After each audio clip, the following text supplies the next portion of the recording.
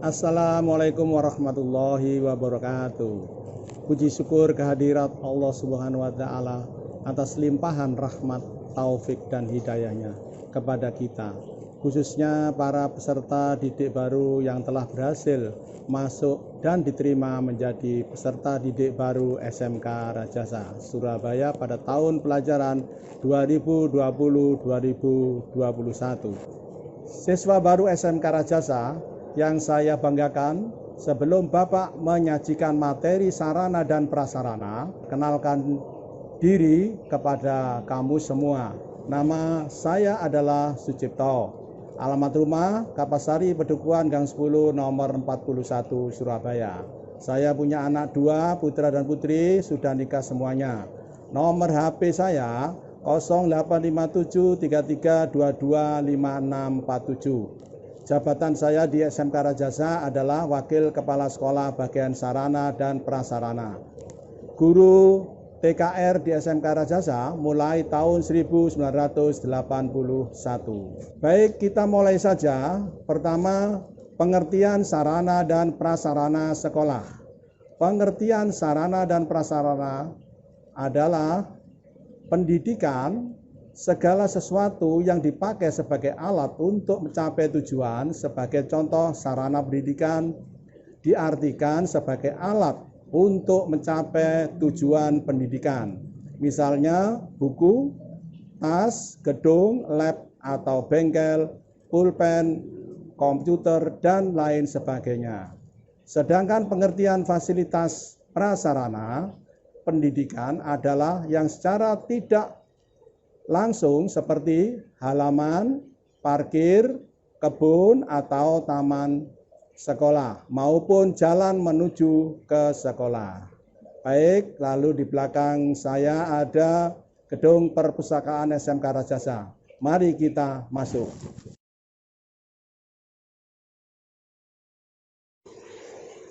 Anak-anakku sekalian, siswa-siswi SMK Rajasa yang baru masuk tahun pelajaran 2020-2021. Selanjutnya Bapak akan menerangkan prasarana dari SMK Rajasa Surabaya, yaitu perpustakaan. Di mana perpustakaan ini di dalamnya sudah representatif, baik, sejuk, nyaman, anak-anak bisa membaca semua apa saja yang ada di perpustakaan ini. Bukunya sangat banyak sekali. Itulah prasarana dari SMK Rajasa berupa perpustakaan. Loh, lampunya di ruang sini kok mati ya? Baiklah anak-anakku, kita tampakkan lagi, yaitu sarana di SMK Rajasa itu juga ada GOR, gedung olahraga serbaguna, di mana gedung ini kita bisa pergunakan untuk olahraga. Pertama yaitu basket, kemudian bisa untuk bulu tangkis, bisa untuk futsal, bahkan bisa untuk pertemuan orang tua ataupun anak-anak OSIS jika perlu pertemuan di GOR ini.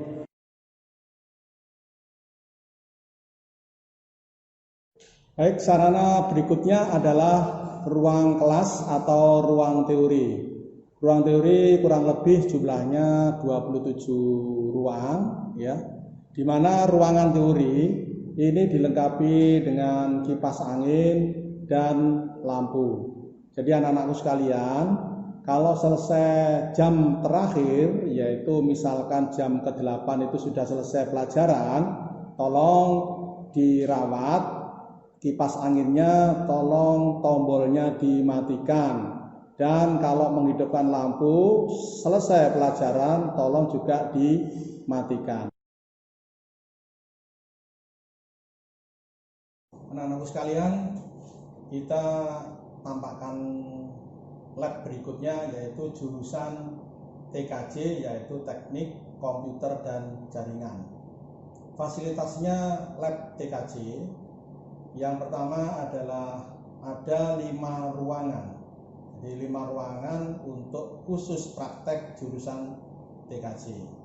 di mana satu ruangan itu terdiri dari 36 PC atau komputer, sehingga anak-anakku semuanya nanti kalau praktek itu bisa satu anak praktek dengan satu komputer.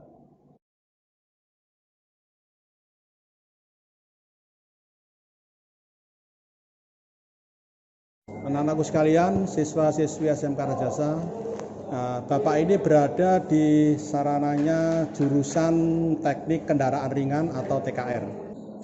Sarana dari jurusan Teknik Kendaraan Ringan tadi itu pertama saya jelaskan mengenai mobil. Jadi siswa SMK Rajasa nanti prakteknya di mobil sini tadi. Kemudian ada juga kita punya sarana di AC, air condition. Jadi mobil itu ada AC-nya. Nah, kita ada simulasi AC-nya. Kemudian ada engine trainer. Engine trainer ini itu sudah dilengkapi dengan sistem EV. Ya, sistem EV ini sudah kita standarkan di mobil-mobil yang baru-baru semuanya. Juga ada trainer untuk kelistrikan mobil. Ini simulasinya ada, kita punya. Ini sudah standarnya seperti mobil sesungguhnya. Kemudian ada mesin-mesin yang lainnya juga banyak sekali di lab TKR.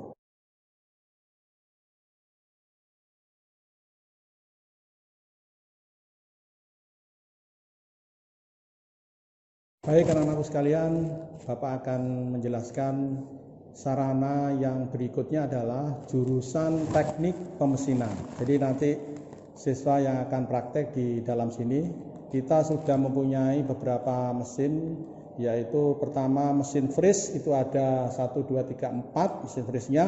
Kemudian mesin bubutnya itu lebih banyak lagi, 5 lebih. Kemudian ada lagi mesin bubut yang bisa kita program, nantinya akan berjalan sendiri sesuai keinginan program tersebut. Nanti anak-anak akan diberikan pelajaran seperti itu. Selanjutnya Bapak akan memperlihatkan ruang lab atau bengkel yang jurusannya teknik instalasi tenaga listrik. Ya, disinilah nanti anak-anakku akan praktek yang jurusan TITL. Di belakang Bapak atau di depan samping kanan ini adalah simulasi atau contoh instalasi di mana nanti akan praktek. Ini nanti akan kalau diterapkan di lapangan sesungguhnya, ini bisa prakteknya atau ditempatkan di gedung, di rumah-rumah, atau bahkan di hotel-hotel, itu nanti akan menggunakan instalasi listrik semacam ini.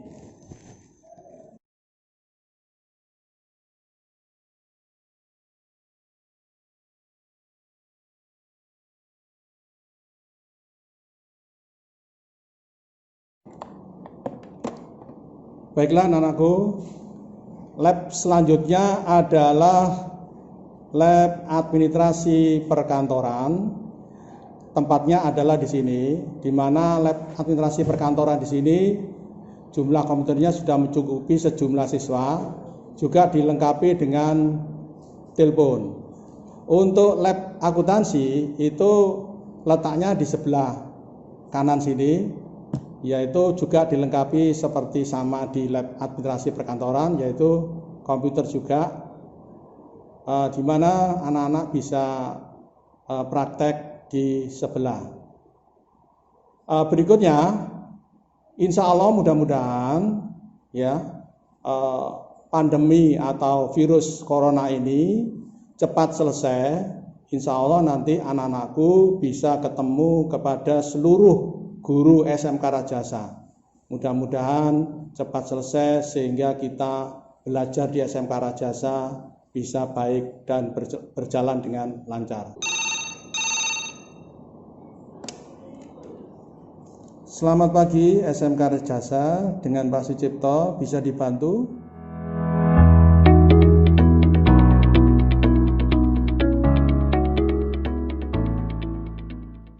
Assalamualaikum warahmatullahi wabarakatuh. Selamat datang anak-anakku semua. Salam sejahtera. di SMK Rajasa tahun pelajaran 2020-2021. Baik, kali ini kita masuk sesi pengertian wawasan Wiyata Mandala dalam sekolah SMK Rajasa. Apa sih wawasan Wiyata Mandala itu? Pasti dalam benak kita berpikir begitu. Wawasan Wiyata Mandala, mari kita buka satu-satu ya. Wawasan dari cara memandang kita, cara pola pikir kita, cara melihat. Kemudian Wiyata artinya adalah pendidikan.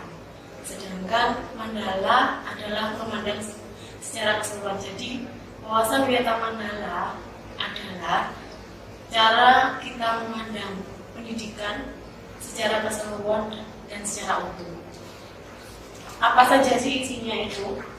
Siswa seringkali ketika baru menjadi siswa baru di sebuah sekolah, seringkali cara yang punya pikiran untuk menjadikan sekolah tersebut sebagai tempat pendidikan secara utuh. Maksudnya adalah kadang-kala bisa jadi siswa tersebut tidur dalam kelas. Nah, itu sangat tidak boleh.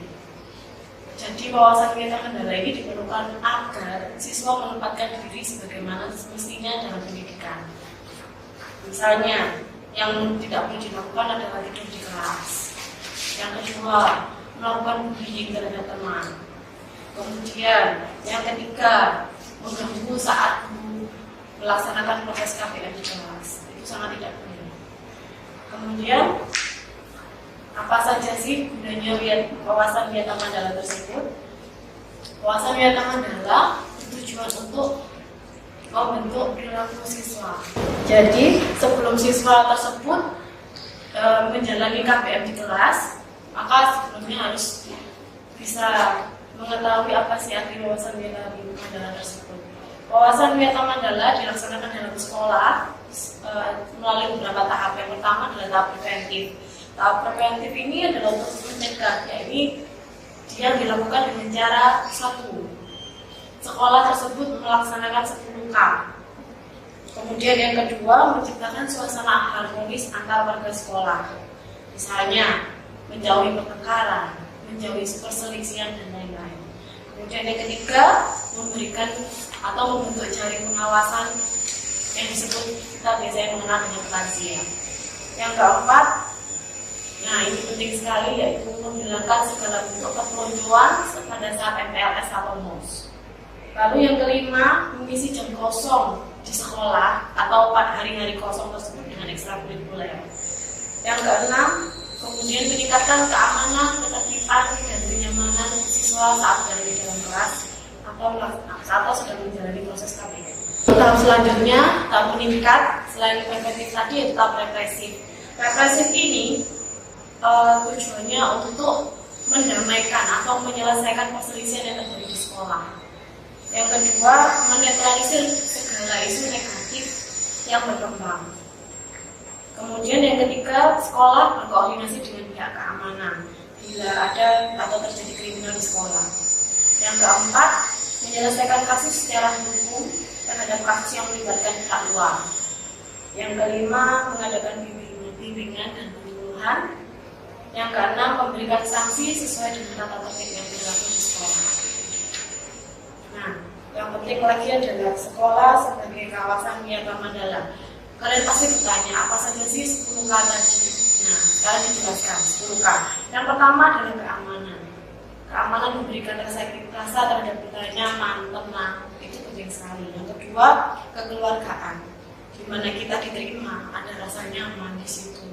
Kemudian yang ketiga, kedisiplinan. Ini penting sekali untuk supaya membentuk habit kita jadi terbiasa melaksanakan sesuai dengan aturan. Kemudian yang keempat, kerindangan.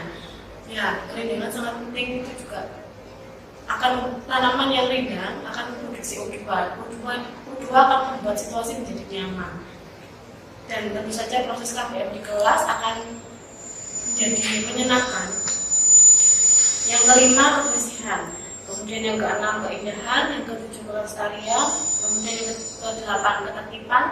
Ketertiban bisa dibentuk oleh sekolah melalui membentuk tatip, membentuk divisi tatip yang dibawa langsung oleh pihak kesiswaan atau bakal kesiswaan.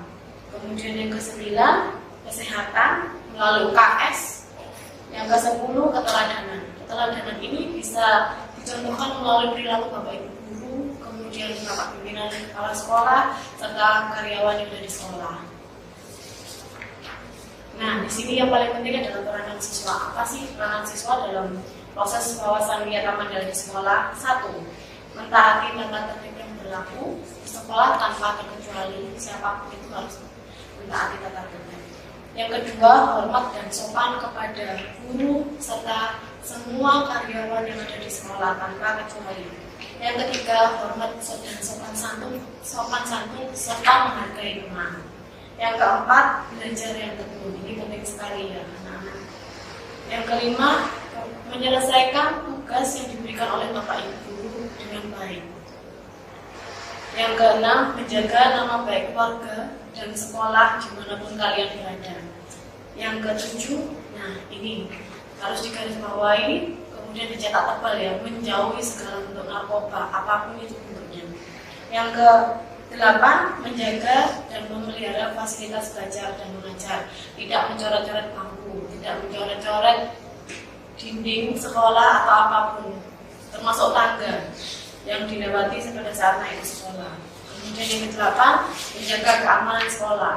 Ini siapapun harus mempunyai kewajiban ini. Kemudian yang paling penting lagi adalah yang dilakukan siswa, yaitu melaporkan semua peristiwa negatif yang terjadi di sekolah kepada teman supaya dilaporkan ke Bapak Ibu guru. Yang selanjutnya kepada OSIS juga boleh, Bapak Ibu guru juga boleh, siapapun yang mengajar di kelas. Kemudian kalau kurang nyaman ya bisa di kembali kelas kalian curhat, biasanya sih ya anak ya. Ke BK juga boleh, BK open selalu saat di sekolah, ataupun kalian bisa wapri masing-masing gurunya, kemudian atau langsung dengan Bapak Kepala Sekolah. Yang ke-11 yaitu memelihara lingkungan sekolah. Nah, yang terakhir adalah penciptaan ketahanan sekolah. Kalian dapat melakukannya dengan cara yang pertama adalah mentaati dan mematuhi tata tertib, menjaga nama baik orang tua, keluarga, dan sekolah dimanapun kalian berada.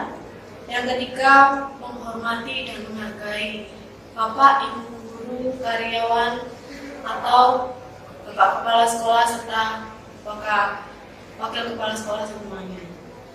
Yang keempat adalah belajar keras, teratur, dan berencana.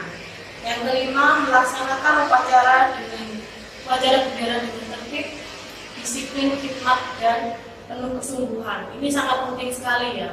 Daripada kalian disuruh berjuang saat penjajahan, lebih enak mengikuti upacara bendera daripada ini. Kemudian yang keenam adalah memelihara kejutan.